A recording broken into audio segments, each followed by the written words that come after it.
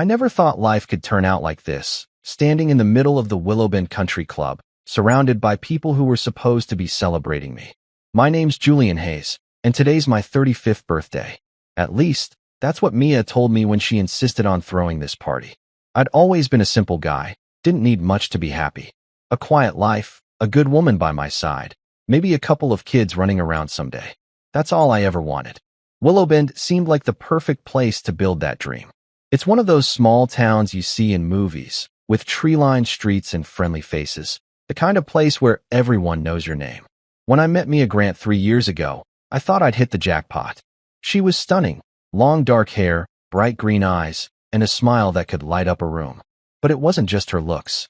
She had this sharpness about her, a way of seeing the world that pulled me in. Plus, she came from money. Her parents, Clive and Rosalind Grant, were big shots around here. They owned half the businesses on Main Street, hardware stores, cafes, even the little movie theater with the flickering sign. Me? I was just an outsider, a guy who'd clawed his way up from nothing. No fancy family name, no inheritance, just a knack for tech and a lot of hard work. I'd built my own consulting business from the ground up, helping small companies with their websites and systems. It wasn't glamorous, but it paid the bills. When Mia said she loved me for that, for my grit and my drive, I believed her. I thought we were a team. So when she suggested this birthday party, I didn't think much of it. "Let me spoil you for once," she'd said, brushing her hand across my cheek. "You deserve it, Julian." I'd smiled and nodded, figuring it'd be a nice night. Maybe a cake, some drinks, a few laughs with friends. I didn't need anything big, but Mia loved a good show.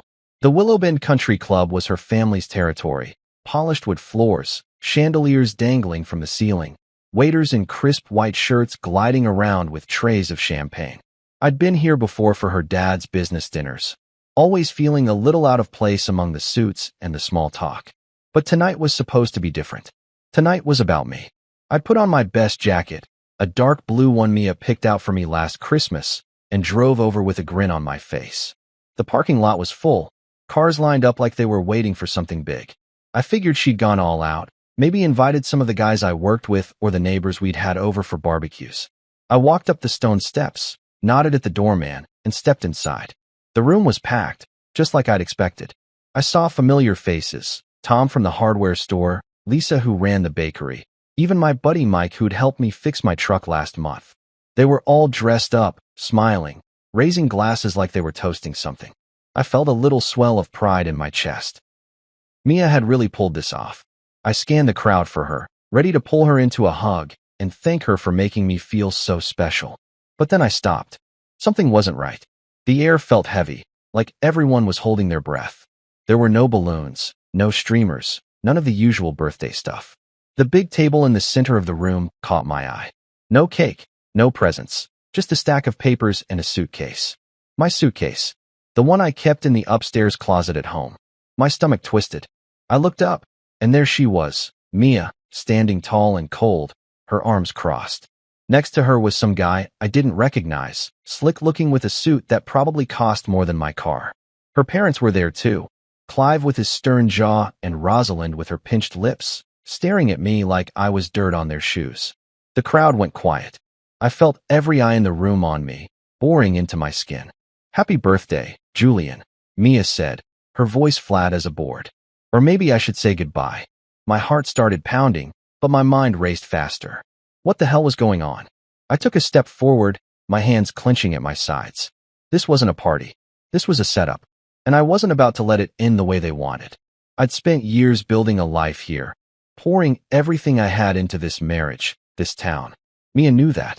She knew how much I'd given up to be with her, how I'd turned down job offers in the city because she wanted to stay close to her family. I'd trusted her, loved her, and now she was standing there like I was nothing, like I'd been some kind of hired help she could toss out when she was done. The guy next to her shifted, putting a hand on her shoulder, and I felt a hot spike of anger shoot through me. Who was he? What had she been doing behind my back? I glanced at the suitcase again, my clothes probably stuffed inside like garbage. The papers on the table, divorce papers, maybe? Or something worse. Clive stepped forward, his voice booming across the room. "It's time for you to go, Hayes. You've overstayed your welcome." The crowd murmured, some looking away, others leaning in like they were watching a damn soap opera. I could feel the heat rising in my face, the humiliation they wanted me to drown in. But I wasn't going to give them that. I straightened up, met Mia's eyes, and forced a smile. "A farewell party, huh?" I said, loud enough for everyone to hear. "Well, let's make it one they'll never forget." My hand slipped into my pocket, brushing against my phone. They thought they had me cornered. They thought I'd just slink away. But I'd learned a thing or two about survival. And I wasn't leaving without a fight.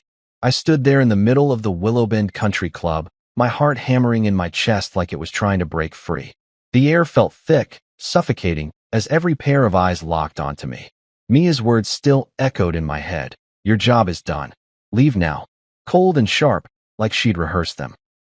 The giant red banner overhead screamed, "Farewell Party," in bold letters, mocking me.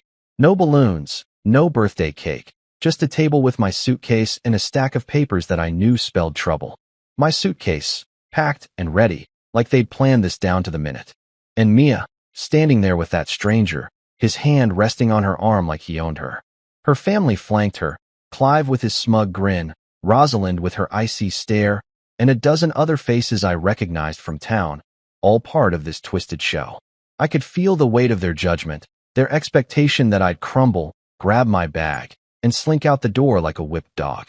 My hand stayed steady, though, even as my mind raced. I wasn't going to give them the satisfaction. Not tonight. Not ever. The room was dead silent, waiting for me to react. I could see Mike in the corner, shifting uncomfortably, probably wondering why he'd even shown up. Lisa from the bakery had her hand over her mouth, like she couldn't believe what she was seeing. These were people I'd lived with, worked with, laughed with, and now they were here to watch me get tossed out like yesterday's trash. I looked at Mia again, searching her face for something, anything, that might explain this. We'd been married for 2 years. 2 years of building a home, sharing a bed, talking about our future. She'd always said she loved how I wasn't like her family, how I wasn't obsessed with money or status. Was that all a lie? Her green eyes met mine, but there was nothing there. No guilt, no softness, just a wall. The guy next to her smirked, adjusting his tie like he was bored. Who was he? Some rich buddy of her dad's? A lover? The thought made my stomach churn, but I pushed it down. I wasn't going to let them see me crack. Clive cleared his throat, stepping closer, his voice cutting through the quiet. "You heard her, Julian. Time to go. Don't make this harder than it needs to be." Harder for who? For them? I almost laughed. They'd turned my birthday into a public execution, and he had the nerve to act like I was the inconvenience. I glanced at the suitcase again. It was the old brown one I'd brought when I moved in with Mia, the one she'd teased me about, because it was scratched and worn. Seeing it there, packed up and waiting, hit me harder than her words. They'd gone into our house, my house, and rifled through my stuff while I was out, clueless, thinking I was headed to a party. How long had they been planning this? Days? Weeks? I thought about the last few months, her late nights, her excuses, the way she'd stopped touching me. It all clicked, but I wasn't ready to process it yet. Not here, not in front of them. I took a slow breath, feeling the anger bubble up, hot and steady. My fingers flexed at my sides, itching to do something, anything, to wipe that smug look off Clive's face. But I wasn't a fighter, not with my fists. I'd always been the guy who thought things through, who found a way to turn the tables. And right now, they thought they had me beat. They thought I'd just bow my head and walk away. I let my gaze sweep the room, taking in the crowd, some curious, some uncomfortable, some outright enjoying the drama. Then I locked eyes with Mia again and smiled. Not a big grin, just a small, tight one, the kind that says I've got something up my sleeve. "A farewell party," I said, my voice steady, loud enough to carry. "That's what you're calling this? Fine. Then let's start the real farewell party." I could see her flinch, just for a second, before her mask slipped back into place. Clive frowned, his bushy eyebrows knitting together, and Rosalind muttered something under her breath. They weren't expecting me to talk back. They thought I'd be too stunned, too broken. But I'd spent my whole life being the underdog, growing up with nothing, scraping by, building my business from scratch. I didn't fold easy. My hand slipped into my pocket, brushing against my phone. I'd always been good with tech, better than most people knew. It was how I'd made my living, how I'd caught Mia's eye in the first place when I fixed her dad's company website years ago. And lately, I've been using it for something else, something they didn't know about. I'd been watching, listening, collecting. Not because I wanted to, but because I had to. Because I'd felt her pulling away, and I wasn't dumb enough to ignore it. Then let's start the real farewell party, I repeated, softer this time, almost to myself. I could feel the shift in the room, the way people leaned in, waiting to see what I'd do. Mia's new guy, whatever his name was, crossed his arms, like he was daring me to make a move. Clive took another step toward me, his face red now, like he was ready to drag me out himself. "Don't be stupid, Hayes," he growled. "Take your bag and get out." I didn't budge. My mind was spinning, piecing together what I could do, right here, right now. I didn't have everything ready, not yet. But I had enough. Enough to make them sweat. Enough to show them I wasn't the pushover they thought I was. I pulled my phone out, holding it up so they could see it, and watched their expressions change. Mia's eyes narrowed. Clive froze. Rosalind's hand went to her necklace, clutching it like a lifeline.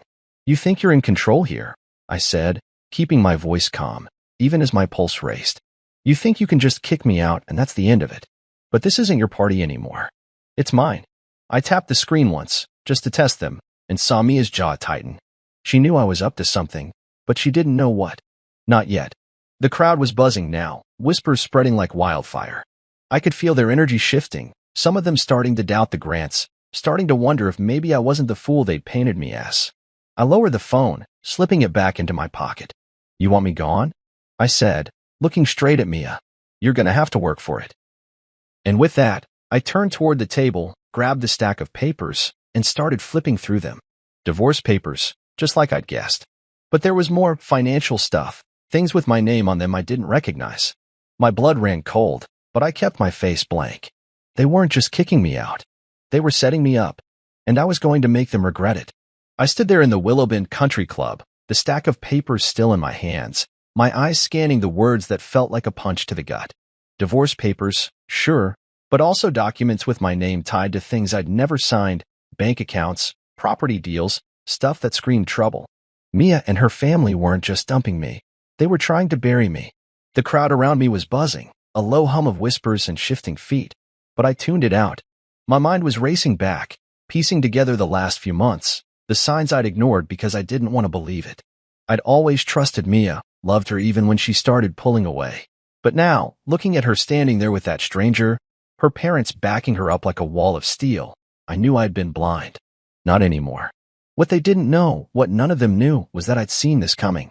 Not the party, not this exact moment, but the shift, the coldness. And I'd done something about it. I'd been digging, watching, recording. And tonight, that was going to save me. It started a few months ago, maybe 4 or 5. Mia began acting different. She'd always been busy, her family's businesses kept her running around, but it got worse. She'd come home late, hair messy, eyes avoiding mine. "Work," she'd say, waving me off when I asked. "Just family stuff." I'd nod, pour her a glass of wine, try to keep things normal. But then she stopped sleeping in our bed. "I toss and turn too much," she'd said, moving to the guest room down the hall. I'd lie awake at night, staring at the ceiling, hearing her voice through the walls, soft, secretive, talking on the phone. I told myself it was nothing, that I was overthinking it. But my gut wouldn't let it go. I'm not the jealous type, never have been. I'd built my life on logic, on figuring things out. Tech was my world, after all. So I started paying attention. Little things at first. How she'd lock her phone when I walked into the room. How her work excuses didn't add up. She'd say she was at her dad's office, but I'd drive by and see the lights off. Then there were the looks Clive gave me, sharp and dismissive, like I was in the way. Rosalind stopped inviting me to their fancy dinners. It all piled up, and I couldn't ignore it anymore. So I did what I do best. I got smart. I didn't confront her, didn't yell or beg for answers. I went quiet, started digging. I'm good with computers, better than Mia ever realized. She thought I just fixed websites, but I knew how to track things, how to find what people tried to hide. I put a little recorder in the guest room one night when she was out, nothing fancy, just a cheap thing I picked up online. I felt sick doing it, like I was crossing a line, but I had to know.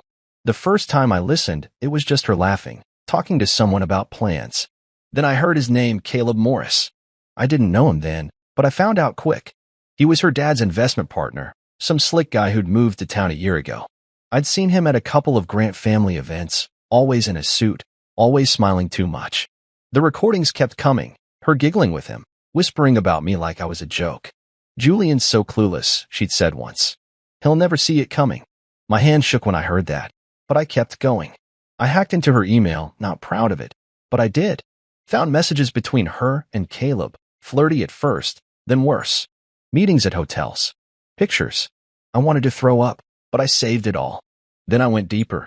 I started looking at Grant Holdings, her family's company.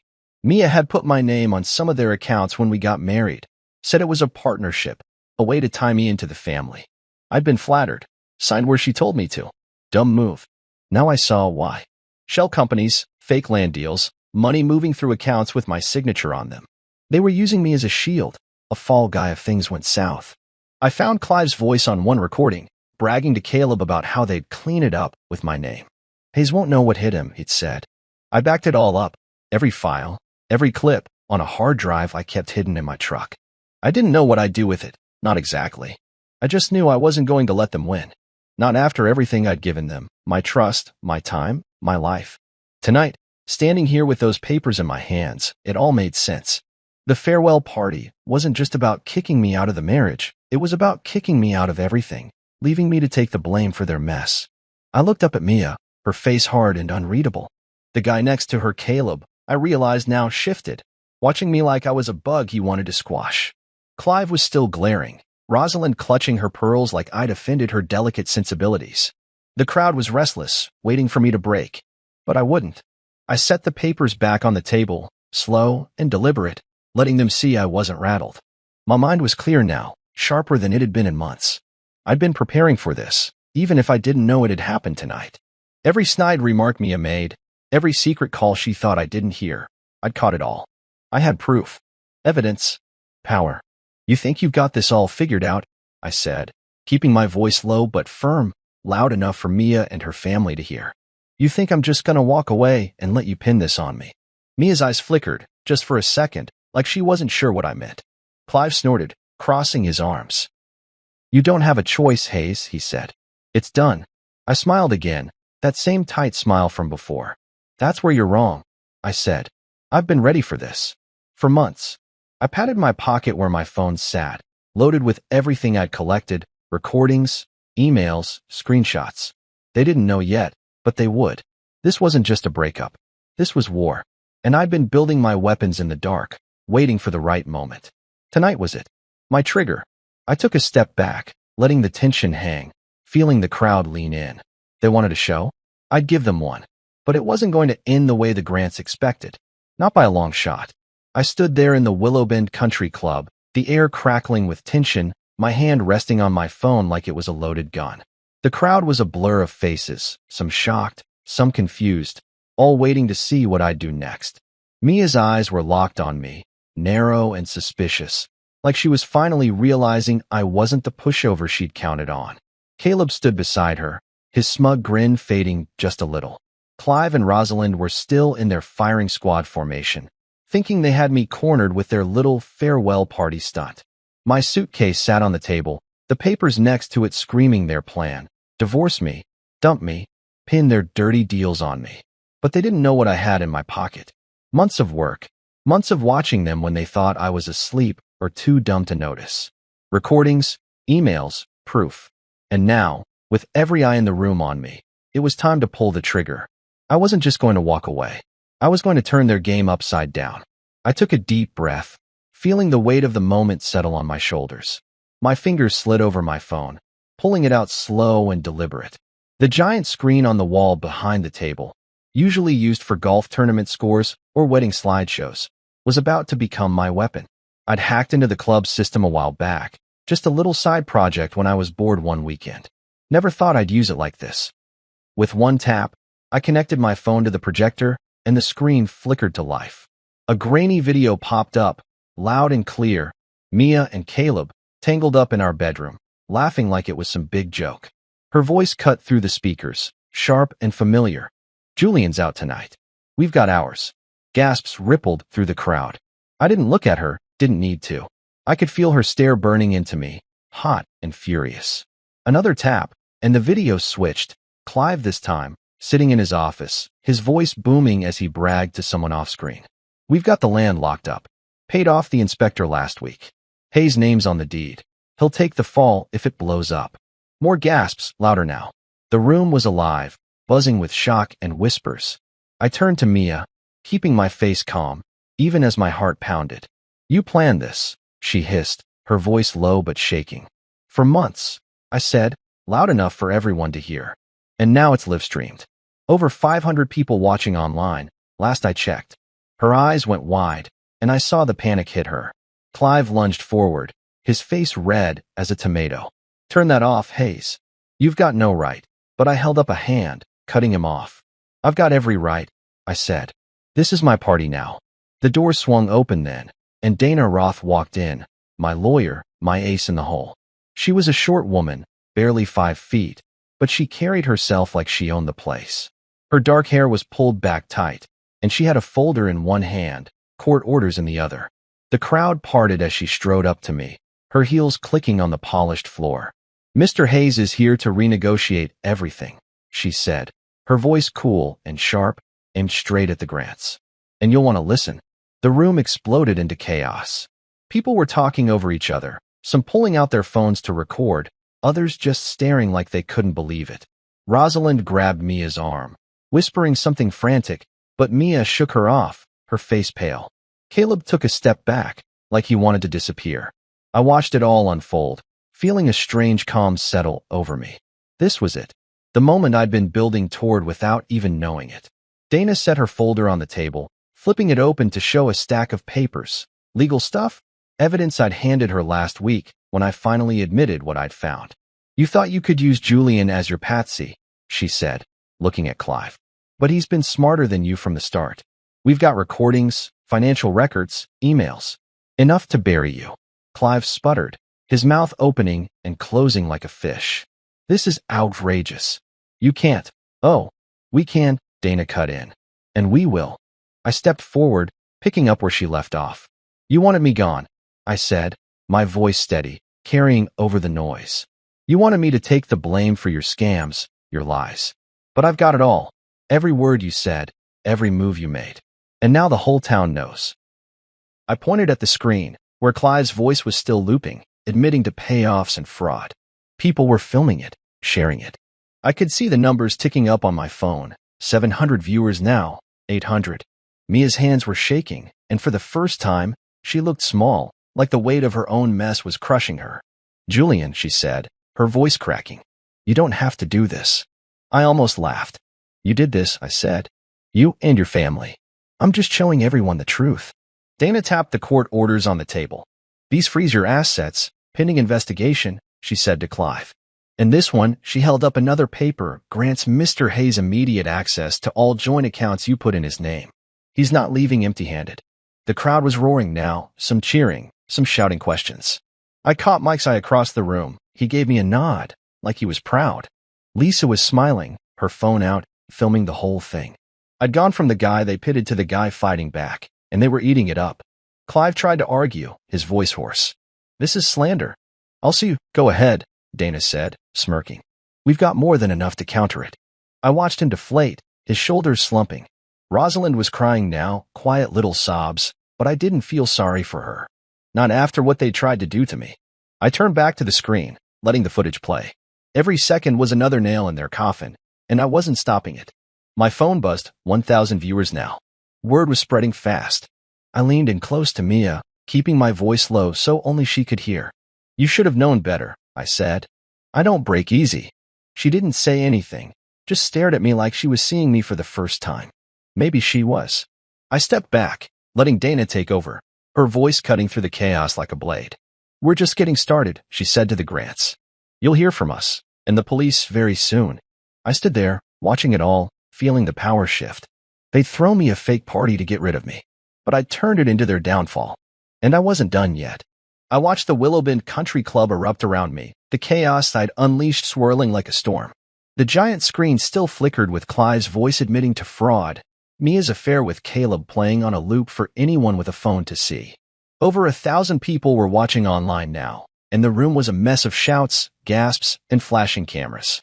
My lawyer, Dana Roth, stood beside me, cool as ice, her court orders spread out on the table like a winning hand. My suitcase and those fake papers were still there, but they didn't matter anymore. This wasn't about me leaving. It was about them losing. Mia's face was white, her hands clenched into fists, and for the first time, I saw fear in her eyes. Caleb had backed off, hovering near the edge of the crowd like he could slip away unnoticed. Clive was yelling, his voice hoarse, while Rosalind tried to pull herself together, dabbing at her tears with a napkin. The crowd was feeding off it, some horrified, some cheering, all of them hooked on the drama. And me? I felt alive, like I'd finally taken back what they'd tried to steal. Dana flipped through her folder, her voice cutting through the noise. Mia, you've been misusing joint assets for months, she said, holding up a bank statement with my name on it. You funneled money into shell companies, thinking Julian wouldn't notice. But he did. And under state law, that entitles him to a spousal transfer. 30% of Grant Holdings is his now. The words hit like a bomb. Mia lunged at me, her nails out like claws. You think you're clever? She spat, her voice shaking with rage. I stepped aside, keeping my cool, letting her stumble past me. No, I said, meeting her glare. Just thorough. She froze, breathing hard, like she couldn't believe I'd turned the tables. Clive tried to storm out, shoving through the crowd, but the doors swung open again, and 2 police officers walked in. Mr. Grant, one of them said, his voice flat. You're wanted for questioning in connection with corporate fraud. Let's go. Clive stopped dead, his face going slack. Reporters were already there, snapping photos, their flashes lighting up the room like fireworks. I picked up the divorce papers from the table, grabbed a pen from Dana, and signed them right there, my terms attached, not theirs. The crowd surged, people pushing closer, yelling questions at the Grants. Is it true? Someone shouted. Did you set him up? Another voice called. I didn't answer. Just let the evidence speak for itself. Dana handed me a copy of the signed papers, her eyes gleaming. You've got them on the ropes, she said, low enough for only me to hear. They thought this marriage was a financial strategy, a way to use you as their front. Now they're paying for it. I nodded, feeling the weight of the moment settle in. I'd walked in here thinking I was getting a birthday party, and instead, I'd been handed a knife in the back. But I turned it around, stabbed them with their own blade. Rosalind tried to shout over Dana, her voice shrill. This is nonsense. We'll fight this. But Dana just smiled, calm and deadly. Go ahead, she said. We've got more where this came from. I looked at Mia again, watching her unravel. She'd always been the strong one, the one who held it together, but now she was cracking. Julian, she said, softer this time, almost pleading. You don't have to destroy us. I tilted my head, studying her. You destroyed us, I said. The second you started lying, sneaking around, planning this. I'm just cleaning up the mess. Her lips trembled, but she didn't argue. She couldn't. The truth was out there, playing on that screen, spreading across the internet. Caleb muttered something to her, but she ignored him, her eyes still on me. I didn't care about him. He was just a pawn in their game, same as I'd been. But I wasn't a pawn anymore. I was the one calling the shots.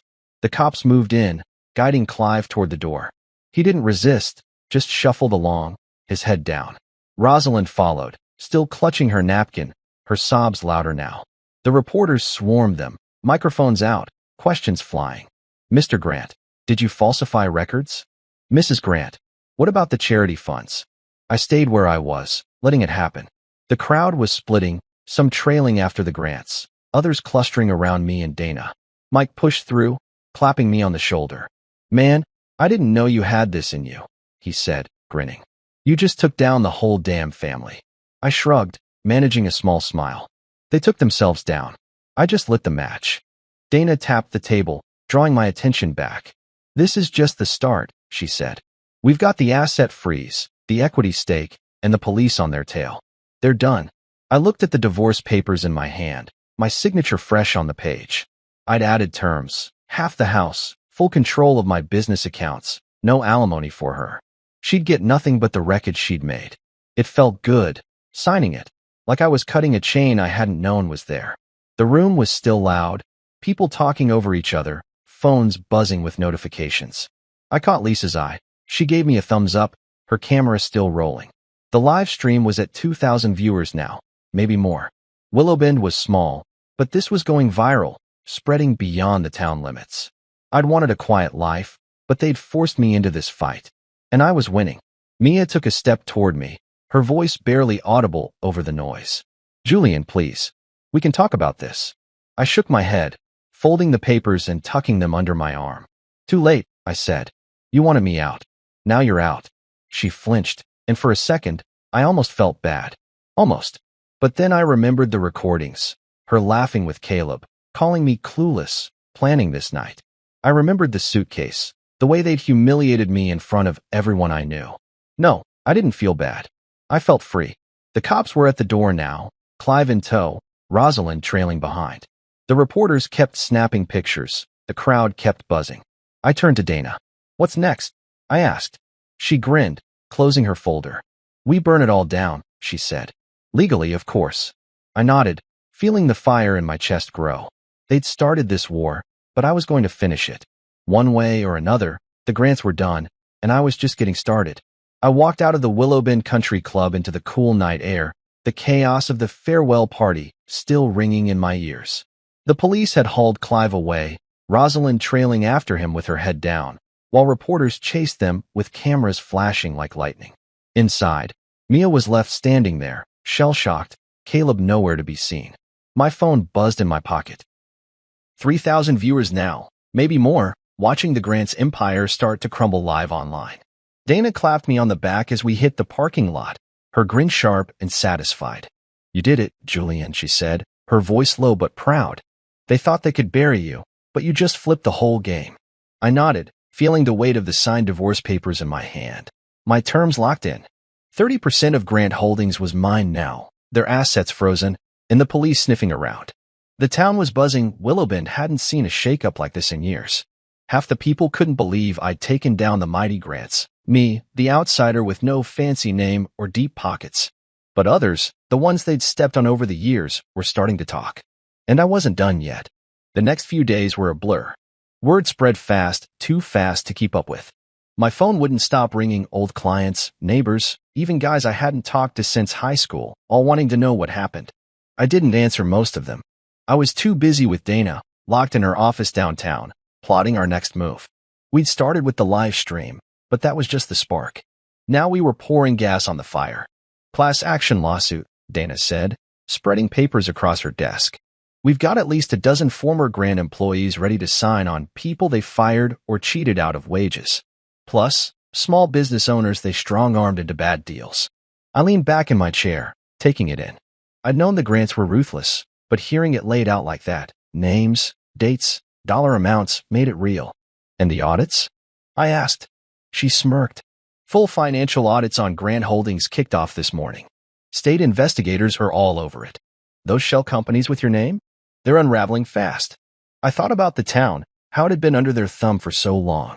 Willowbend was picture perfect on the outside, neat lawns, cozy shops, kids riding bikes down Main Street. But the Grants had owned it, quietly squeezing people dry. I'd seen it myself, working with clients they'd bullied into overpriced contracts or shady loans.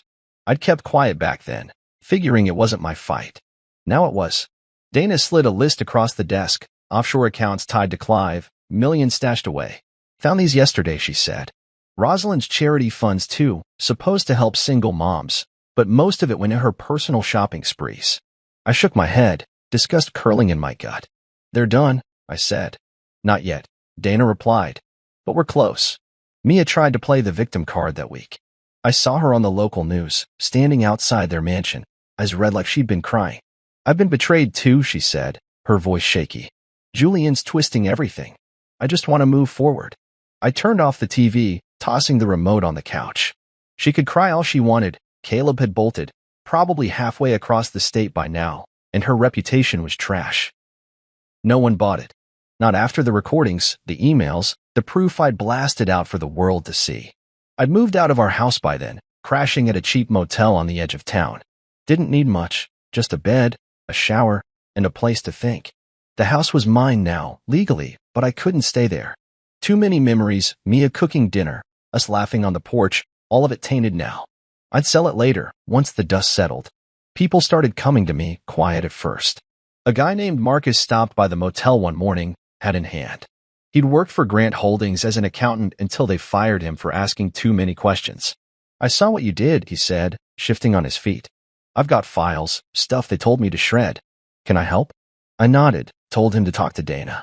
Then there was Sarah, who ran a flower shop Clive had forced into a lease she couldn't afford. They threatened to shut me down, she said, her voice trembling. I've got nothing left to lose. By the end of the week, we had a small army, people the Grants had crushed, ready to fight back. I wasn't the outsider anymore.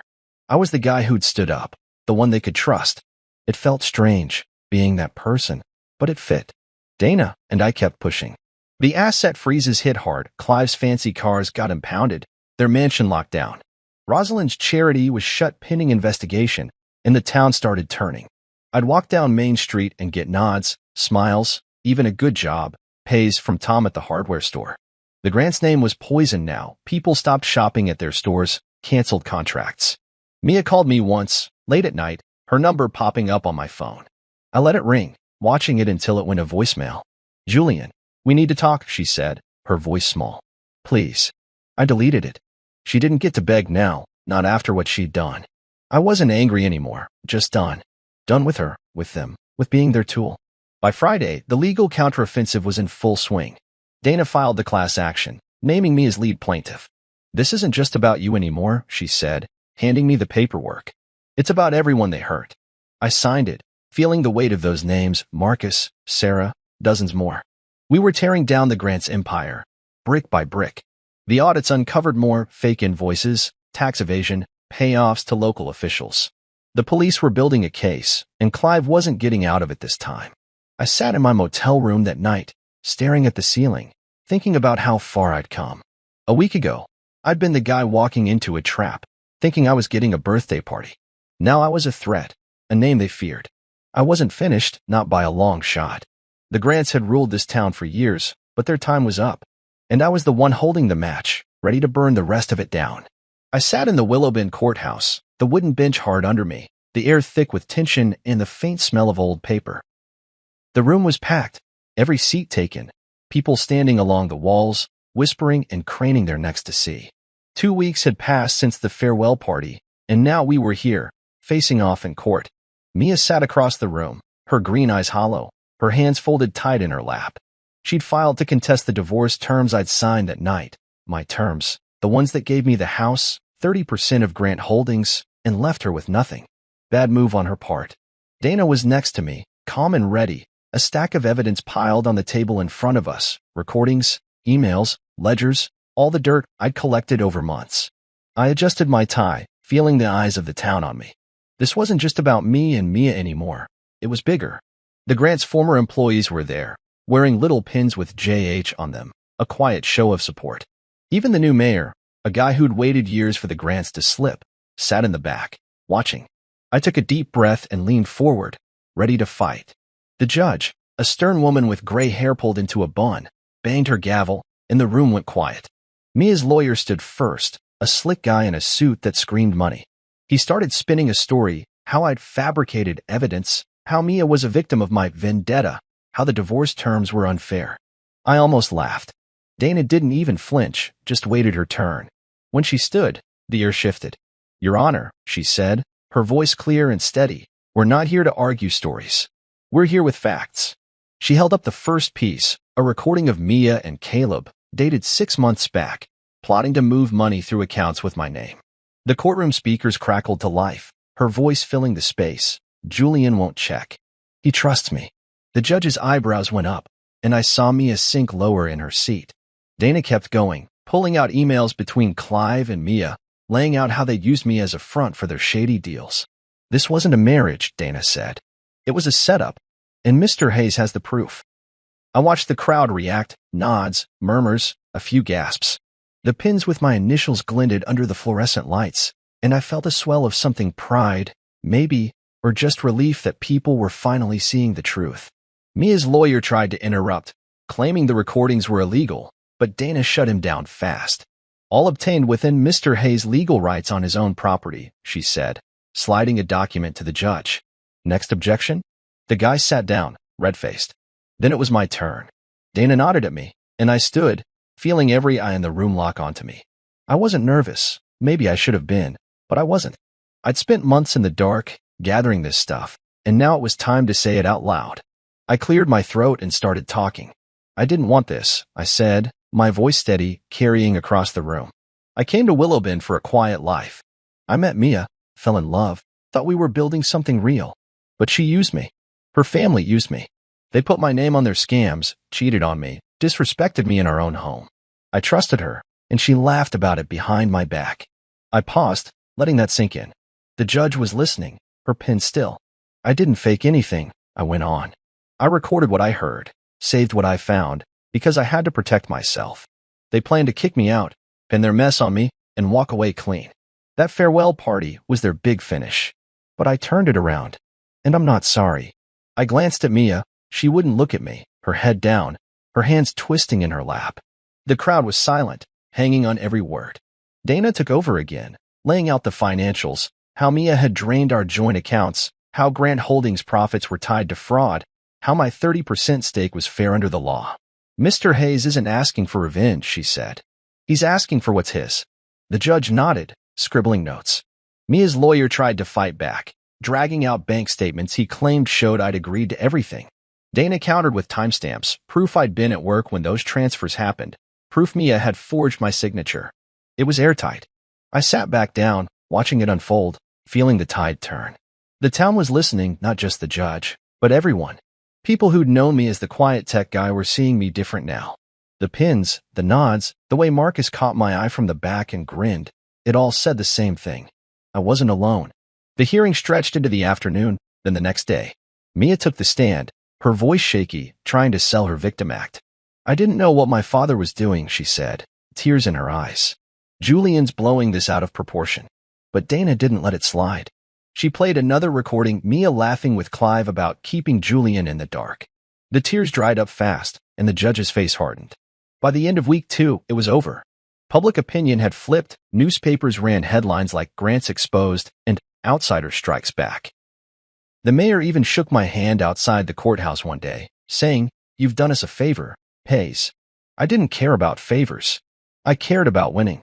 The courtroom was quieter now, the big moment's done, just waiting for the judge to wrap it up. I looked around, taking it in, the people wearing my initials, the empty spot where Clive should have been if he wasn't in custody, Mia sitting alone, her lawyer whispering in her ear.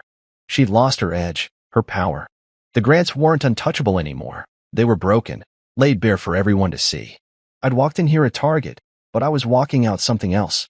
Not a hero, maybe, but a man who'd fought and won. Dana leaned over, her voice low. "She's got nothing left to throw at us," she said. "This is yours." I nodded, feeling the weight lift just a little. The war wasn't over. Clive and Rosalind still had their own battles coming, but this part was mine. The judge banged her gavel again, calling for order, and I sat up straight. Whatever she said next, I was ready. They tried to take everything from me, but I'd taken it back. And then some. I sat in the Willowbend courthouse, the same hard bench under me, the same crowd packed in tight. But today felt different. It was the final day, the moment we'd been building toward for weeks.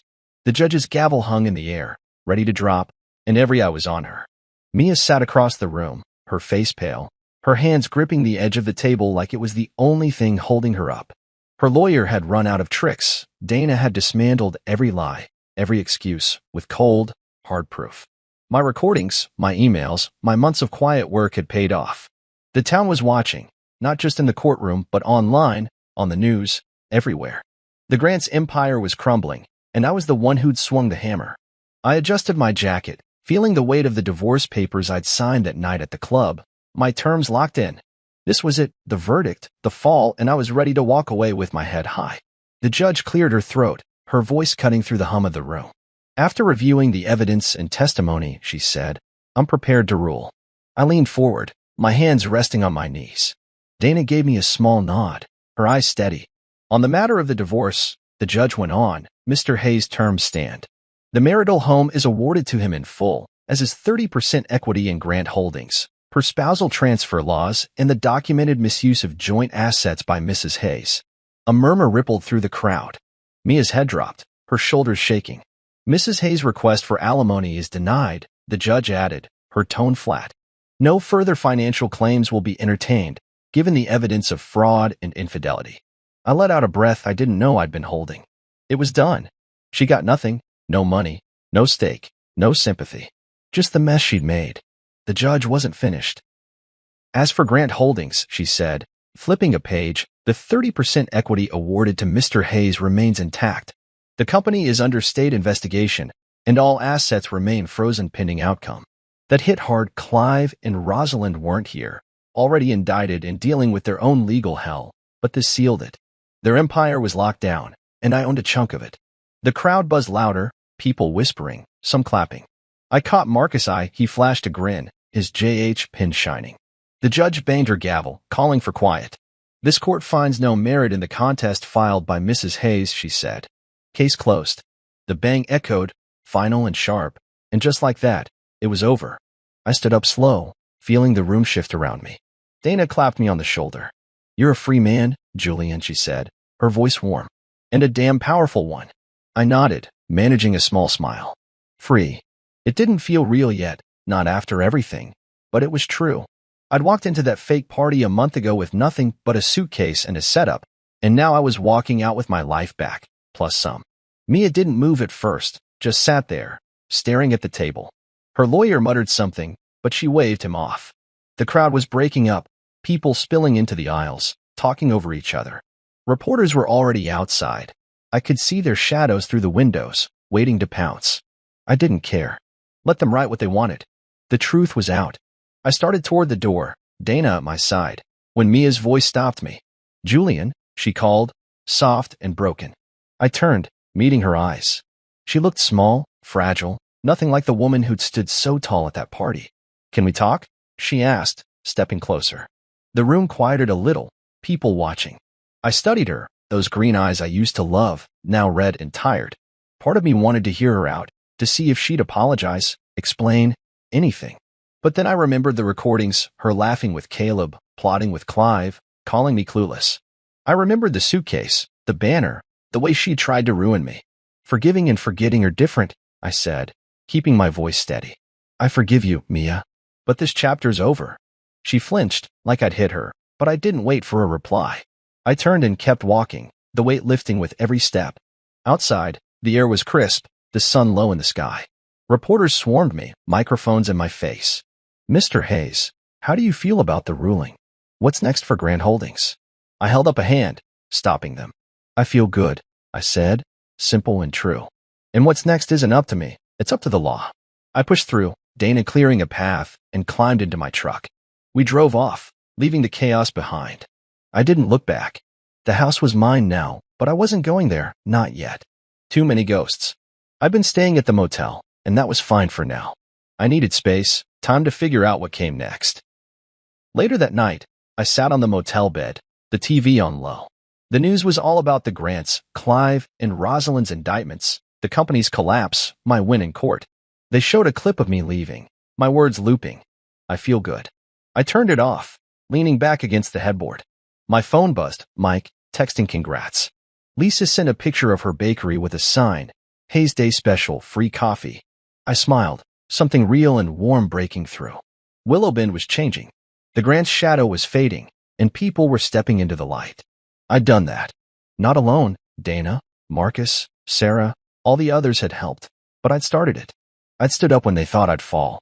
I thought about Mia one last time, her voice echoing in my head. Can we talk? No, we couldn't. She'd made her choice, and I'd made mine. I wasn't the guy who walked into that club anymore, clueless, trusting, hoping for a quiet life. I was something else now. Stronger. Prouder. I had power, not just the equity or the house, but the kind that comes from fighting and winning. The Grants were done, Clive and Rosalind locked in their own mess, Caleb gone, Mia left with nothing. I'd walked out of that courtroom free, but more than that, I'd walked out with my future. I tossed my phone aside, closed my eyes, and let myself rest. Tomorrow was a new day, and for the first time in a long time, it was mine to shape. I stood in the driveway of my new place, a small house on the edge of Willowbend, far from the Grant mansion and all its ghosts. The paint was peeling a little, the yard overgrown, but it was mine, bought with cash from my tech consultancy, no strings attached. It had been a month since the courtroom victory, and I left the motel behind, ready to start over. The house Mia and I shared was up for sale, too big, too full of memories I didn't want. This new spot was simple, quiet, just what I'd always pictured before everything went sideways. I hefted a box of books from my truck, feeling the sun on my back, the air clean and sharp. Willowbend was still buzzing from the grants fall. Clive and Rosalind were neck-deep in legal trouble, Mia keeping a low profile. But for me, it was time to rebuild. Not just a house, but a life. I wasn't the guy who'd walked into that fake party anymore. I was something new, and I was going to make it count. The first few days were busy. I unpacked, fixed a leaky faucet, mowed the yard until it looked halfway decent. My consultancy was picking up too. Old clients came back. New ones called after seeing me in the news. The guy who took down the grants, they'd say, half joking, but it stuck. I didn't mind. Work kept me grounded, gave me something to focus on besides the past. Dana stopped by one afternoon, her car pulling up with a crunch of gravel. "Nice place," she said, stepping out, a bottle of wine in hand. "Housewarming gift." I took it, grinning. "Thanks. You sticking around to drink it?" She laughed, following me inside. We sat on the porch, the wood creaking under us, and talked about what came next. "The class action's moving fast," she said, sipping her glass. "More people signing on every day. And the audits, Grant Holdings is toast." I nodded, staring out at the trees. "Good," I said. "Let it burn." That night, after she left, I got an idea. I'd been thinking about it since the courtroom, something to turn all this mess into something good. I called Dana the next morning. "What if we started a platform?" I said. "For whistleblowers, financial victims, people like me, like Marcus and Sarah. A place to share proof, get help." She didn't hesitate. "I'm in," she said. "Let's do it." We got to work fast, me on the tech, her on the legal side.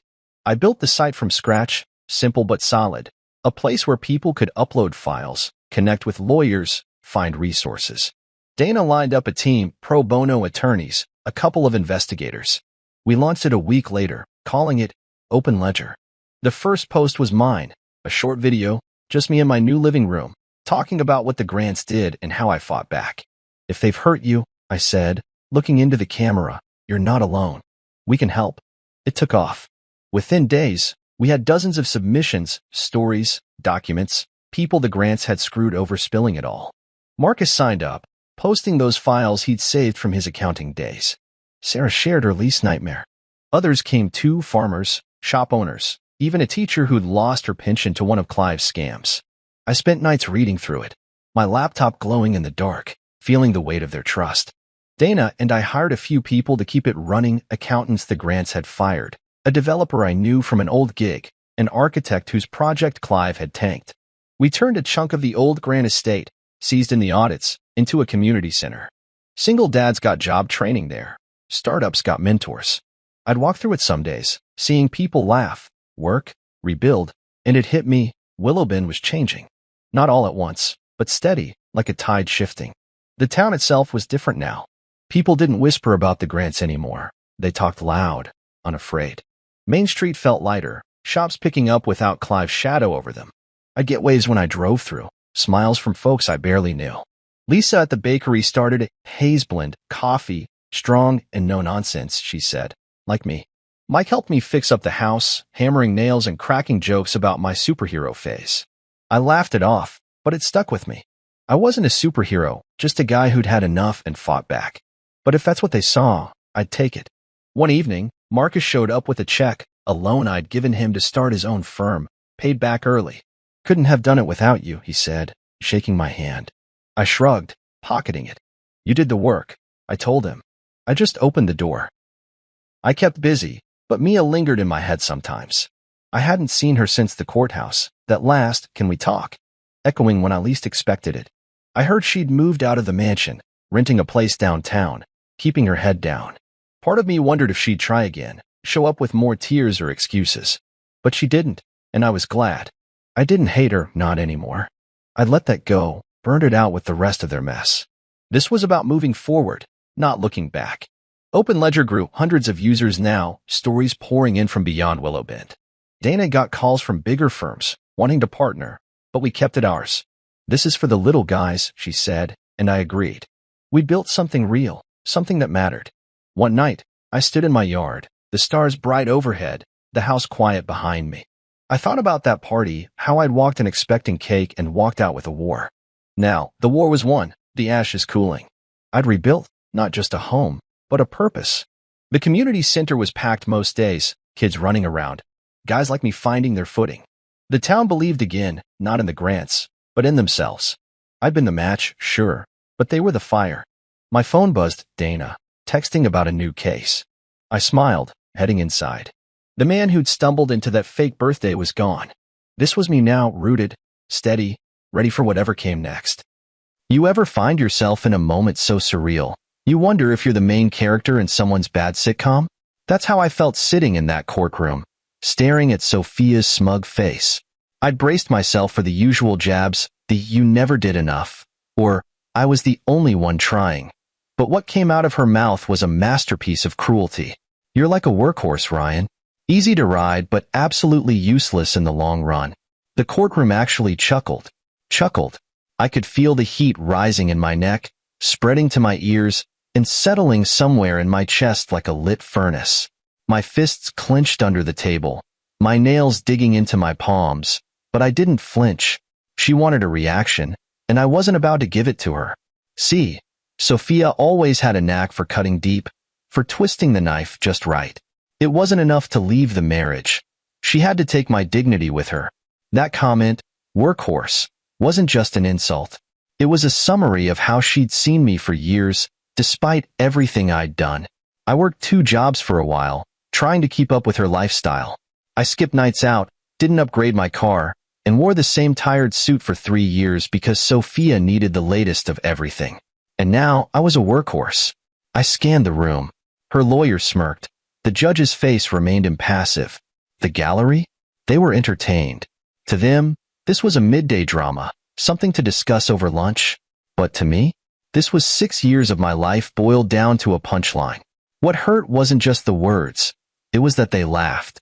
I'd spent years thinking I was building something with Sophia, only to realize she'd been watching from the sidelines, waiting to find the next best thing. It wasn't just her betrayal. It was her mockery of the man I'd been while I was with her. When the judge called for a short recess, I took the opportunity to step out. The walls of the courtroom felt like they were closing in, and I needed to breathe. Outside, I leaned against the cool stone pillar and closed my eyes. For the first time in months, I let myself feel the weight of it all. The humiliation, the anger, the sheer disbelief that someone I'd loved so deeply could strip me down so mercilessly. And yet, there was a part of me that found it oddly liberating. I know that sounds crazy, but hear me out. Sophia had finally said out loud what she'd probably been thinking for years. The gloves were off, and I didn't have to pretend anymore. No more walking on eggshells, no more second-guessing myself, and no more trying to fix something that had been broken for a long, long time. I straightened up and looked at my reflection in a nearby window. I didn't see a workhorse. I saw someone who was tired but still standing. Someone who had more strength than Sophia had ever given him credit for. And as I adjusted my tie and prepared to go back in, I made a decision. If Sophia wanted a show, I'd give her one. But it wouldn't be the kind she was expecting. You know what's funny? You can look back at your own life and pinpoint all the moments you should have seen it coming. I stood in that courtroom, letting Sophia's words roll off me like water, but inside my head, I was rifling through years of memories. The signs were all there. I just didn't want to see them. When we first met, Sophia had this energy about her. She walked into a room, and everyone noticed. She was elegant, confident, and had this magnetic laugh that made people want to stay just a little longer. I wasn't immune. I was smitten. When she said yes to my awkward dinner invitation, I thought I'd won the lottery. The first year of marriage? It was great, at least, that's what I told myself. We traveled, we laughed, and we dreamed big. I wanted a life with her. She wanted a life that looked good on Instagram, but I didn't see the difference then. I thought I could give her everything she wanted if I just worked hard enough. So, I worked. Boy, did I work. Early mornings, late nights, skipped weekends. I poured every ounce of energy into providing for her. She wanted the condo downtown? I found a way to make it happen. She wanted designer handbags? Sure, I tightened my belt. When she decided she was too good for her office job and wanted to pursue her passions, I supported her without question. But here's the thing. I don't think Sophia ever saw me as her partner. To her, I was a stepping stone, a way to get to where she wanted to be. She didn't see the sacrifices I made, the things I gave up. All she saw was the result, the condo, the handbags, the nice dinners. And when the novelty wore off, so did her affection. Looking back, I can't pinpoint the exact moment she started to drift away. Maybe it was the first time she came home late without an explanation. Maybe it was the weekend trips she started taking with her friends. Maybe it was the way she'd roll her eyes when I asked how her day was. But there was one moment I'll never forget. It was our 3rd anniversary. I'd planned this whole evening, dinner at the restaurant where we had our first date, followed by a surprise weekend getaway. I'd saved for months. When I told her about it, her response was, "That's it? That's it?" 3 years of love, effort, and devotion boiled down to 2 words that gutted me. Of course, I didn't say anything. I laughed it off, told her I'd try harder next year. That's what I did back then. I excused her. I excused the growing distance, the dismissive tone, the way she'd started prioritizing her social media over our conversations. I didn't want to admit that the woman I married was changing. Or maybe, she'd always been this way, and I was just starting to see it. But the real kicker came a year later when I stumbled across a receipt for a piece of jewelry I didn't recognize. It wasn't for me. She didn't even bother to hide it. When I confronted her, she laughed and said, "It's just a gift for a friend." A friend. Right. I should have walked away then. I should have packed my things and left. But I didn't. I told myself I could fix it, that if I just worked a little harder, loved her a little more, I could bring her back. What a fool I was. By the time I realized the truth, it was too late. She was already 1 foot out the door. Her sights set on someone else, Benjamin, the wealthy investor, with a sports car and a villa in the hills. She thought he was her ticket to the life she deserved. Standing in that courtroom, I could see it so clearly. I'd been nothing more than a stepping stone for Sophia, a means to an end. And now that she thought she was done with me, she didn't even have the decency to leave quietly. But she underestimated me. She thought I'd crumble under her insults, that I'd let her walk away with everything I'd worked for. What she didn't realize was that the years of being dismissed, disrespected, and undervalued had forged something in me she didn't expect. Strength. She wanted to tear me down, but I wasn't going to give her the satisfaction. Not now. Not ever. When the judge called us back in, I took a deep breath and stepped into that courtroom, not as the man Sophia thought she could destroy, but as the man who was ready to reclaim his story. The judge asked Sophia's lawyer to present their arguments, and of course, they started with the same tired script. I was lazy, uninspired, and a burden in the marriage. The workhorse comment got thrown in again, followed by a smug glance from Sophia.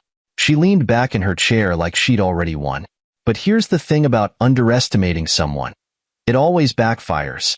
When my lawyer, Claire, stood to speak, I felt a calm settle over me.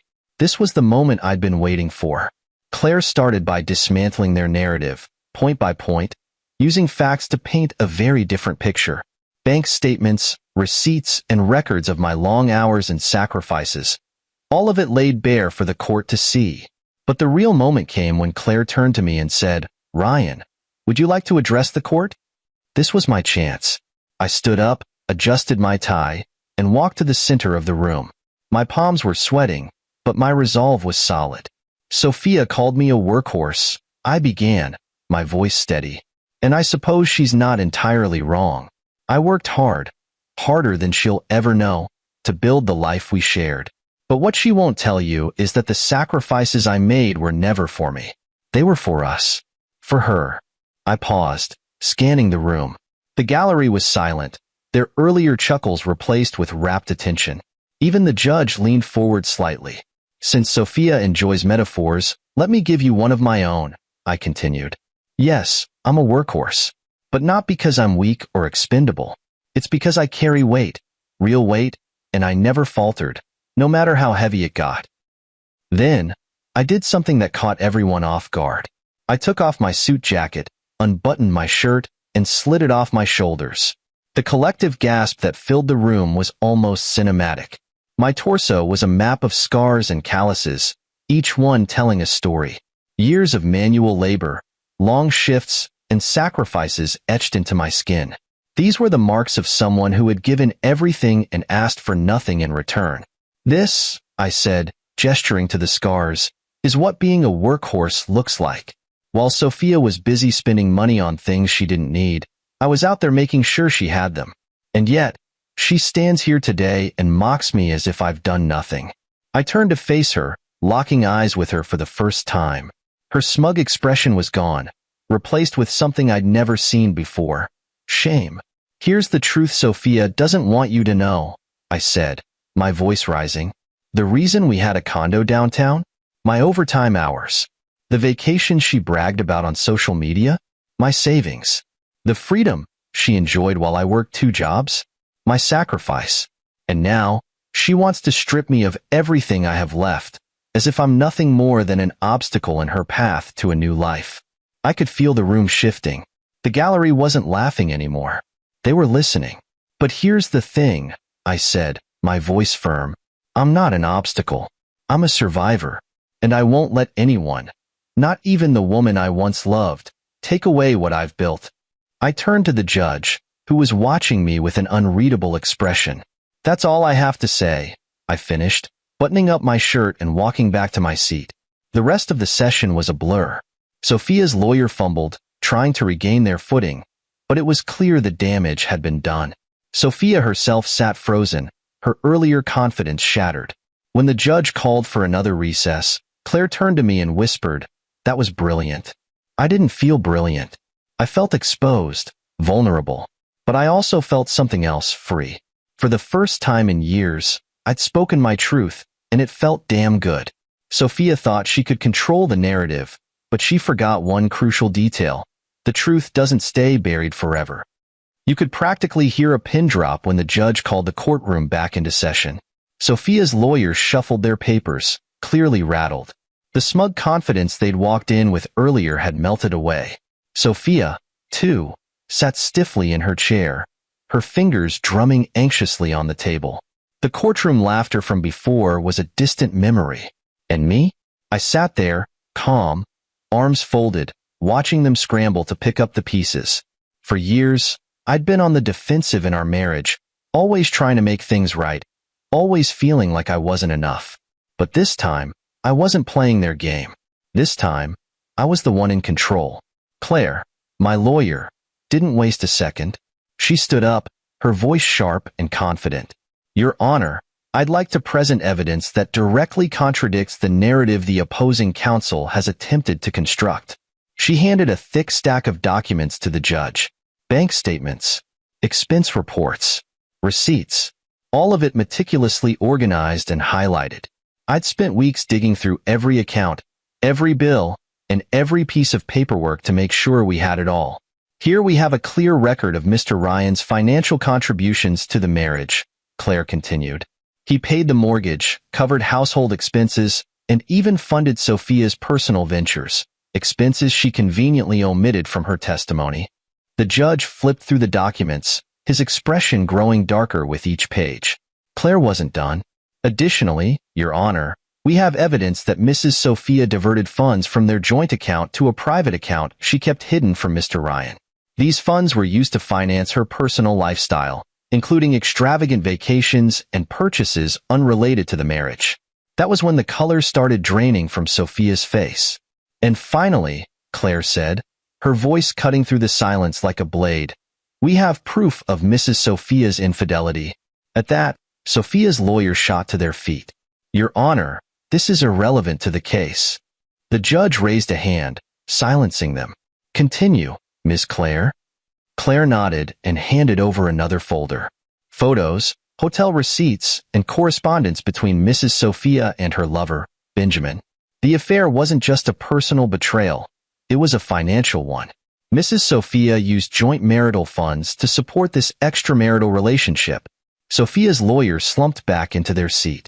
The fight had left them. Sophia, on the other hand, looked like she wanted to vanish into thin air. Her face was pale, her hands clenched in her lap. I could see her biting the inside of her cheek, trying to keep her composure, but the cracks were showing. The judge looked up from the folder, his gaze heavy. "Mrs. Sophia, Do you have anything to say in response to these allegations? She opened her mouth, but no words came out. For once, she had nothing to say. I'll admit, watching her squirm wasn't as satisfying as I thought it would be. It didn't erase the years of pain or the nights I'd spent wondering what I'd done wrong. But it did give me something I hadn't felt in a long time. Vindication. Sophia's lawyer tried to recover, offering weak rebuttals and excuses, but it was clear they were fighting a losing battle. The evidence was overwhelming, and the judge wasn't buying their attempts to shift the blame. As the session came to a close, the judge announced that a decision would be made soon. He gave Sophia a pointed look. Mrs. Sophia, I suggest you reflect on your actions and their consequences before we reconvene. She nodded silently, her eyes fixed on the table in front of her. Walking out of the courtroom, I felt a strange mixture of emotions. Relief, anger, sadness. It all swirled together in a way I couldn't quite process. But as I stepped into the fresh air outside, one thought stood out above the rest. For the first time in years, the truth was on my side. When we returned to court the next day, the air felt different. It was heavier, like everyone in the room knew something monumental was about to happen. Sophia sat at her table, her posture stiff, her eyes avoiding mine. Her lawyer whispered furiously in her ear, gesturing to the pile of evidence Claire had submitted the previous day. Me? I sat there, calm and collected, even if my insides were churning with anticipation. This wasn't just about the money or the divorce anymore. It was about my dignity, my story. And I was ready to make sure everyone in that room understood exactly who they were dealing with. The judge began with a recap, laying out the evidence Claire had presented. It is clear that there were significant contributions made by Mr. Ryan to the marriage, both financial and otherwise, he stated, his voice steady but firm. I glanced at Sophia. Her hands were clasped so tightly her knuckles were white. Good. Let her feel the weight of this. Claire stood, her voice calm, but with an edge of steel. Your Honor, my client has been painted as a failure in this marriage, a so-called workhorse who contributed little. The evidence, however, tells a very different story. Mr. Ryan not only carried the financial burden, but also supported Mrs. Sophia in her personal endeavors, often at great personal cost. The narrative presented by the opposing counsel is not only false, it is insulting. The judge nodded, motioning for Sophia's lawyer to respond. Your Honor, her lawyer began, we acknowledge the financial contributions made by Mr. Ryan. However, we maintain that the emotional climate of the marriage was detrimental to Mrs. Sophia's well-being, and this, combined with Mr. Ryan's alleged neglect, led to the breakdown of the relationship. Alleged neglect. That one stung. Claire didn't miss a beat. If we're speaking of neglect, Your Honor, let's not overlook the documented evidence of Mrs. Sophia's actions, specifically, her diversion of funds and her extramarital relationship. Emotional climate aside, the financial and personal betrayals committed by Mrs. Sophia significantly contributed to the breakdown of this marriage. The tension in the room was palpable. Even Sophia's lawyer looked like they wanted to disappear into the floor. Then, the judge did something I wasn't expecting. Mr. Ryan, he said, turning his attention to me, you've been accused of neglect in this marriage. Is there anything you'd like to say in response? I stood up, my heart pounding but my voice steady. Your Honor, neglect is a strong word.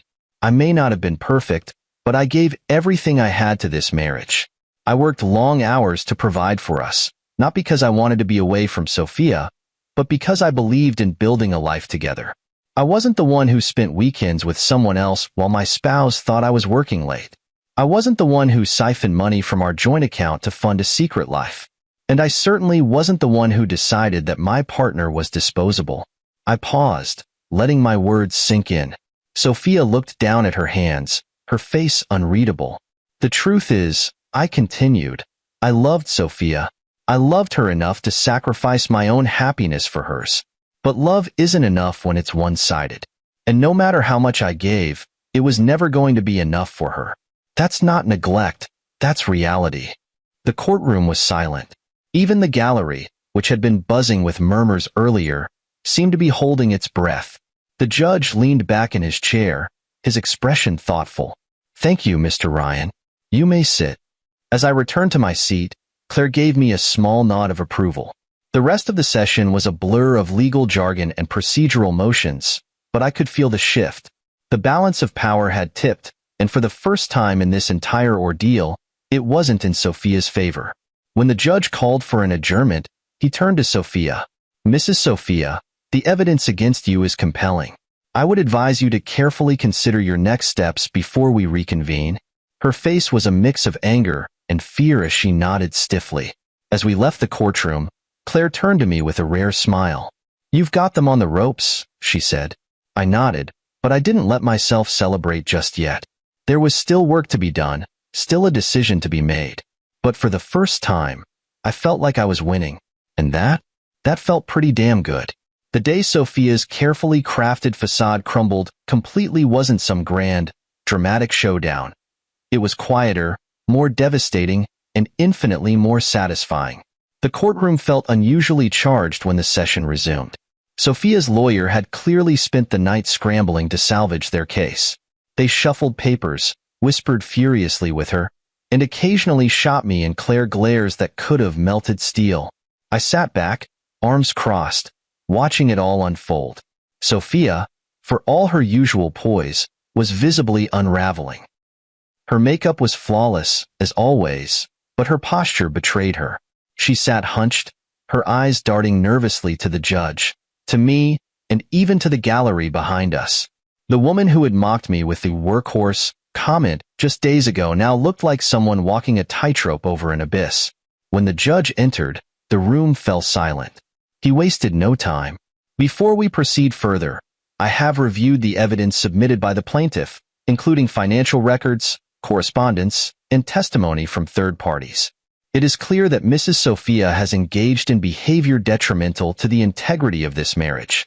Sophia's head snapped up, her lawyer's whispered warning clearly ignored. The judge wasn't done. "This includes but is not limited to siphoning funds from a joint account, engaging in extramarital affairs, and attempting to misrepresent Mr. Ryan's contributions during these proceedings." You could have heard a pin drop.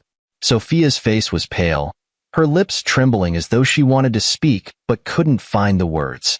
"Mrs. Sophia," the judge continued, his tone stern, "your actions not only undermine your claims but also paint a picture of significant misconduct on your part. This court does not look kindly upon such behavior." And there it was, the moment her carefully curated image shattered. The gallery was buzzing with whispers. Even Sophia's lawyer looked like they wanted to sink through the floor. But the best part? I hadn't even needed to lift a finger. The judge turned to me. "Mr. Ryan, given the evidence presented, this court finds your claims of financial and emotional exploitation to be credible. Furthermore, you have demonstrated remarkable composure and integrity throughout these proceedings." I nodded, trying to keep my expression neutral, but inside, I felt a surge of vindication. Years of being belittled, of questioning my worth, of feeling like I wasn't enough. It all came rushing back, only to be replaced by something I hadn't felt in a long time: pride. The next few minutes were a blur of legal formalities. The judge outlined the financial penalties Sophia would face, including restitution of the funds she'd stolen and a significant portion of the marital assets being awarded to me. And then came the final blow. "Mrs. Sophia," the judge said, leaning forward slightly, "this court recognizes the harm your actions have caused not only to Mr. Ryan but also to the integrity of this union. I would advise you to reflect deeply on the choices that brought you to this point." Sophia looked like she might cry, but she didn't. Instead, she sat there, shoulders slumped, her once unshakable confidence reduced to ashes. As the judge adjourned the session, Sophia's lawyer turned to her, speaking in hushed tones. I caught snippets of the conversation, words like reputation and damage control. She didn't look at me as I gathered my things to leave, but as I walked past her table, I couldn't resist stopping. I leaned in, just enough for her to hear me. "Workhorse, huh?" I said, my voice low and calm. "Looks like this workhorse just lapped you." She didn't respond, didn't even lift her head. For the first time, she had no words. As I walked out of the courtroom, Claire caught up with me, a rare grin on her face. "You should have seen her expression when the judge listed the penalties," she said. I laughed, a real, genuine laugh. For the first time in what felt like years, I wasn't carrying the weight of her mockery, her manipulation, or her betrayal. I was free. Outside, the air was crisp, the sun shining brighter than it had in months. I paused on the steps of the courthouse, taking it all in. Sophia thought she could humiliate me, break me, and walk away with everything I'd worked for. Instead, she was the one walking away empty-handed, her mask torn off for everyone to see. And me? I was just getting started. Walking out of that courthouse felt like shedding a heavy coat in the middle of a heat wave. For the first time in years, I could feel the weight lifting off my shoulders. The sting of Sophia's betrayal was still there, but it wasn't the sharp pain it had been. Now, it felt like a bruise, tender but healing. Claire walked beside me, going over the next steps in the divorce process, but honestly, I wasn't listening. My mind was already ahead, thinking about what my life could look like without Sophia in it. For years, my world had revolved around her needs, her wants, her endless demands. Now, I had the chance to ask myself, what do I want? That question lingered in my mind as I started rebuilding. The first step was simple but symbolic. I cleared out every trace of Sophia from my life. Her clothes, her shoes, the ridiculous decor she insisted on buying. All of it went into boxes. It was strange, watching the space transform as I reclaimed it. The living room felt bigger without her oversized furniture. The walls felt brighter without her pretentious art pieces. For the first time, the apartment felt like mine. I kept a few things, though. The practical stuff. Dishes, towels, furniture that actually served a purpose. But the rest? I donated it or tossed it without a second thought. I didn't want any reminders of the life we'd built, or more accurately, the life I'd carried while she decorated. My second step was even more personal. I dug through my closet and found my old sketchbook, the one I hadn't touched in years. Back before the overtime hours, before the endless demands of Sophia's lifestyle, I used to draw. Nothing fancy, just landscapes and cityscapes I'd see on my way to work. It was my way of relaxing, of letting my mind wander. Sophia had laughed at it once, calling it a childish hobby. I remember the way her voice dripped with condescension as she asked, "Why waste time on something that doesn't make money?" I'd put the sketchbook away after that. But now I opened it up and started drawing again. At first, my lines were shaky, my hand unsteady from years of neglect. But as the days passed, the muscle memory came back. Each sketch felt like reclaiming a part of myself Sophia had tried to bury. I also reconnected with old friends, the ones I drifted away from during my marriage. It was humbling to admit how isolated I'd become, but their responses were nothing but supportive. One friend, Jake, invited me out for a drink and said, "We were waiting for you to wake up, man. You deserve better than what she gave you." Those nights out, those conversations, they reminded me of who I used to be before I became Sophia's husband. I wasn't just the guy who worked late and paid the bills. I was Ryan, the friend, the artist, the guy who loved bad movies and long hikes. Work became easier, too. Without Sophia draining me emotionally and financially, I had more energy to focus on my career. My boss noticed the change and even commented on how productive I'd become. It felt good to be recognized for something other than my ability to endure. And then, there was the gym. I hadn't realized how much stress I'd been carrying until I started lifting weights again. Every rep, every mile on the treadmill, felt like I was exorcising the ghosts of my marriage. My body changed quickly. Years of manual labor had given me a solid foundation, and it didn't take long for the results to show. I didn't do it to spite Sophia, though I'd be lying if I said the thought of her seeing me now didn't bring a little satisfaction. I did it for me, to feel strong again, to remind myself that I wasn't just a workhorse. One night, as I stood in front of the mirror, I barely recognized the man staring back at me, not just because of the physical changes, but because of the confidence in his eyes. I wasn't the same Ryan who'd walked into that courtroom weeks ago, burdened by years of Sophia's insults and manipulation. I was someone new, someone better. The final step in my redemption was forgiveness, not for Sophia, but for myself.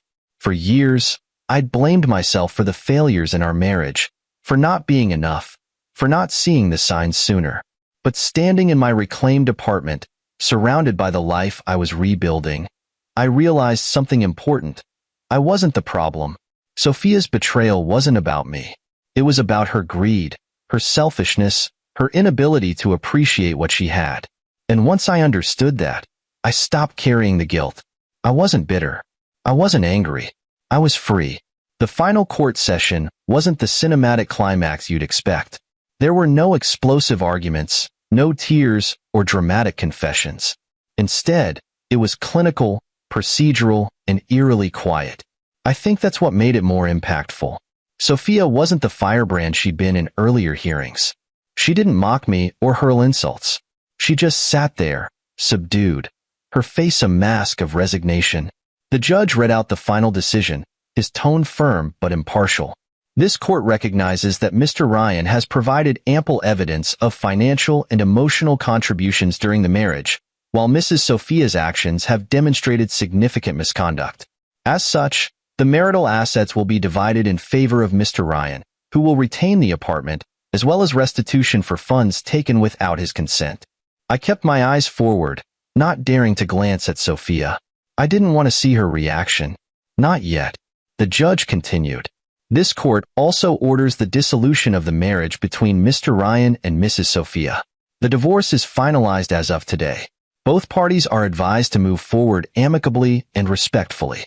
And just like that, it was over. When the judge dismissed us, I stood, my legs feeling heavier than they should have.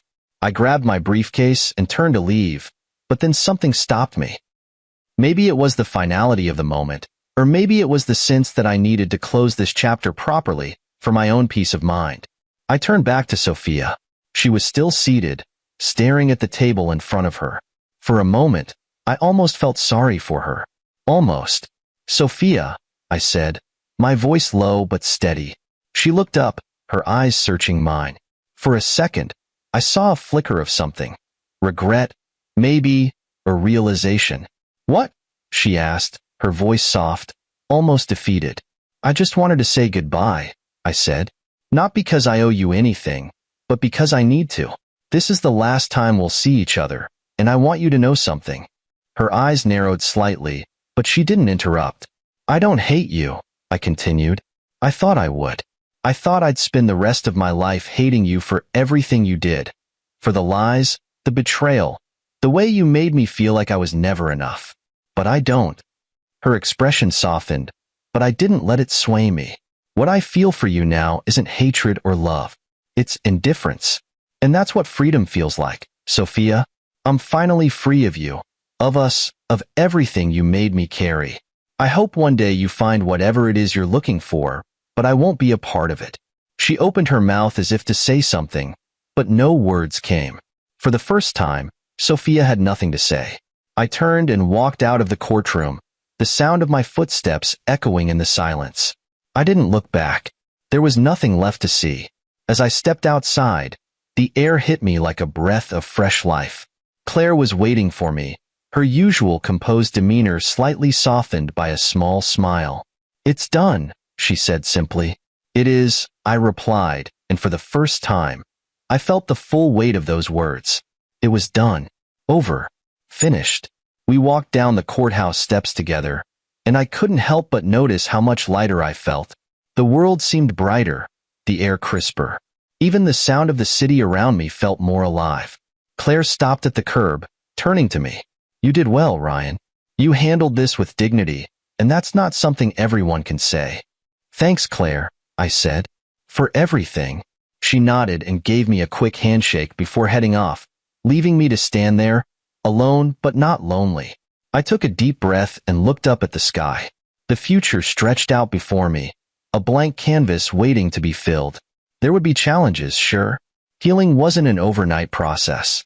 But for the first time in years, I felt like I was in control of my life. My choices were my own, and no one could take that from me.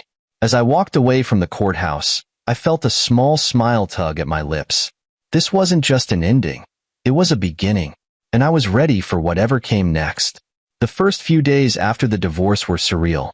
It wasn't like I woke up feeling like a new man, free of all the baggage and pain Sophia had left behind. Healing isn't instant. But there was this quiet realization. This understanding that the life I had ahead of me was mine to shape. And that was enough to get me out of bed with a little more purpose each day. The apartment felt different now. Without Sophia's presence, it was quieter. Emptier, sure, but it wasn't the hollow kind of emptiness. It was the good kind, the kind that left room to breathe. I started to see this space as a blank slate, just like my life. I spent my first weekend post-divorce redecorating. Nothing drastic. I didn't have the budget for that yet, but enough to make the place feel like home again. I moved the couch to a new spot, replaced the garish paintings Sophia had insisted on with my own sketches, and swapped out the heavy curtains for something lighter. It wasn't much, but it was mine. The first night I sat down in my new apartment, something clicked. I looked around and realized this wasn't just a place to sleep anymore. It was a symbol of what I'd reclaimed. Sophia had tried to take it, just like she tried to take everything else. But she failed. And now, this space was a reflection of me, not her. Work was another area where I felt the shift. Without the constant stress of Sophia's demands and manipulation hanging over me, I found myself focusing better. My productivity shot up, and my boss noticed. One day, he pulled me aside and said, "Ryan, you seem sharper lately. Whatever you're doing, keep it up." That conversation led to an opportunity, a promotion, something I never would have had the energy or confidence to pursue while I was stuck in Sophia's shadow. It wasn't just about the extra money. It was about proving to myself that I was capable of more than being the man she'd made me believe I was.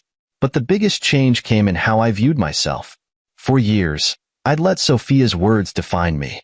"You're not enough. You're a failure. You're just a workhorse." Those phrases had played on a loop in my mind for so long that I'd started to believe them. Not anymore. Every step I took toward rebuilding my life, whether it was redecorating, working harder, or simply spending time with friends, was like a hammer chipping away at those lies. I wasn't a workhorse.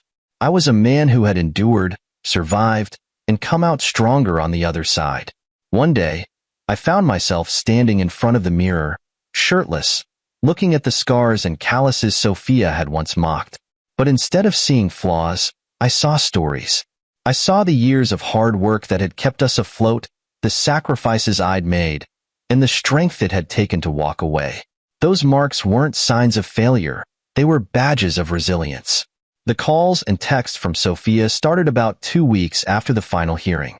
At first, they were cold and transactional, questions about when she could pick up the last of her things. Then they became something else. "Ryan, I've been thinking a lot about us," one text read. "Can we talk?" I didn't respond. What was there to talk about? She'd made her choice and I'd made mine. There was no going back. Another message came a few days later. "I miss you. Maybe we rush things." This one made me laugh. Not out of cruelty, but because of how predictable it was. Sophia had spent years taking me for granted, assuming I'd always be there. And now that she realized she'd been wrong, she wanted a do-over. But I wasn't the same Ryan she'd walked all over. I didn't need her validation anymore. I didn't need her at all. Instead of replying, I blocked her number. That act, as simple as it was, felt like closing the door on a chapter of my life I never wanted to revisit. One evening, as I sat on the couch sketching, I thought about everything that had happened. The betrayal, the humiliation, the fight to reclaim what was mine. It had been a storm, no doubt about it. But storms clear the air, and in their aftermath, things grow. I'd grown. For the first time in years, I wasn't just surviving. I was thriving. I wasn't defined by Sophia's insults or her betrayal. I was defined by what I'd done in response, how I'd stood my ground, fought for myself, and come out stronger. As I set my sketch pad aside and looked out at the city lights through my newly hung curtains, I felt a sense of peace wash over me. This was my life now, simple, quiet, and entirely mine. And for the first time, that was more than enough.